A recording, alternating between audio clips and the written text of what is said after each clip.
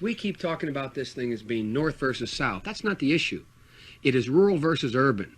And most of the busing that's taken place to date has taken place in rural areas, whether it's be administratively ordered or court ordered.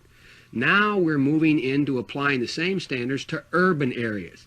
And it is a standard that doesn't make sense. It doesn't apply. It doesn't hold. We're moving from trying to, in urban areas, we've had integrated facilities but segregated neighborhoods. And in rural areas, we've traditionally had integrated neighborhoods but segregated facilities. And they've applied the same standard and the same test. So this north-south thing is not really the issue. It was shaking, everyone. So to compare and contrast, that was a 35-year-old Joe Biden, bright-eyed, bushy-tailed senator from Delaware who, well, had some abhorrent opinions on things. But one thing you can take away from that clip is, boy, he was a good speaker. It was a passionate speech. It was an articulate speech. It was completely full of racist nonsense, but hey, it sounded good. Sounded good. Compare and contrast it with whatever the fuck we have here today. The comparisons are night and day. They don't even resemble the exact same person. That's partly due to the fact there's significant facial surgery as well as, and hair plugs look like they were installed by an illegal landscaping crew, but hey, fuck, to each his own, right? Well, I'll tell you, the content of what he's been saying has at least been consistent. You can give him that. I'm going to pull up a quote here and we're going to read along. So in 1977, he said, "I think the Democratic Party could stand a liberal George Wallace. Someone who's not afraid to stand up and offend people. Someone who wouldn't pander, but would say what the American people know in their gut is right." What is he referring to exactly? Well, this George Wallace never appeared on Seinfeld, but rather was governor of Alabama from the early 60s all the way through the late 80s. And he was a staunch segregationist. He wanted no commingling between the races. Somebody Joe Biden obviously holds in high regard. And by the way, lifelong Democrat. Whoops, cat's out of the bag. Always been the party of the Klan, always been the party of Jim Crow, and clearly segregation. So when did his inability to turn a phrase really start to turn downhill? When did he go from this guy? The political campaign season is over.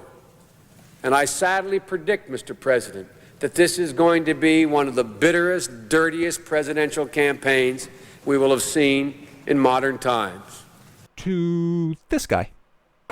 We hold these truths to be self-evident. All men and women created by you know the thing. You know how we talk about it. Are we the people? Folks. You can still be consistent in your messaging, but you can still dodder your way through different speeches. Let's take a look at this clip right now. Look at what they value and look at their budget and what they're proposing. Romney wants to he said in the first 100 days, he's going to let the big banks once again write their own rules. Unchain Wall Street. They're going to put you all back in chains.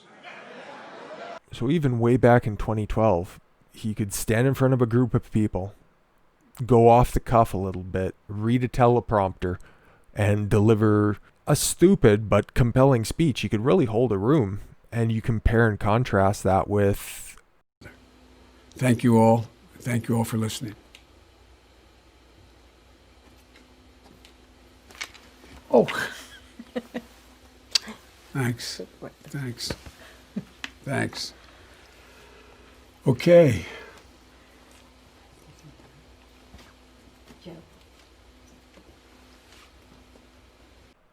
So in 2019, I would pinpoint that as the time where Joe Biden went from being a good to great public speaker to being the least coherent man at the old folks' home.